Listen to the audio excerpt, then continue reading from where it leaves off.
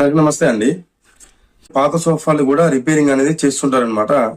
కానీ దీంట్లో విశేషం ఏంటంటే, ఒక సోఫాని ఒక పాత సోఫాని వేరే మోడల్ కు మార్చాలి అంటే చాలా అనుభవం అనేది కావాలన్నమాట. ఎందుకంటే ఒక పాత సోఫాని ఎలా ఉందో అలా చేయడం అనేది చాలా ఈజీ.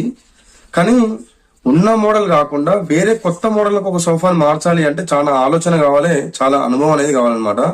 అలాంటి వర్కే ఈ రోజు ఒక వర్క్ అనేది మేము చేయడం జరిగింది. ఒక పాత సోఫాని ఒక పాత మోడల్ ని కొత్త మోడల్ లాగా మార్చడం అనేది జరిగిందనమాట. అసలు ఇది రిపేరింగ్ చేసిర్రా అని కూడా చేయించుకున్న వాళ్ళు కూడా గుర్తుపట్టని విధంగా అనేది మనం దీన్ని రిపేరింగ్ అనేది చేయడం జరిగిందనమాట.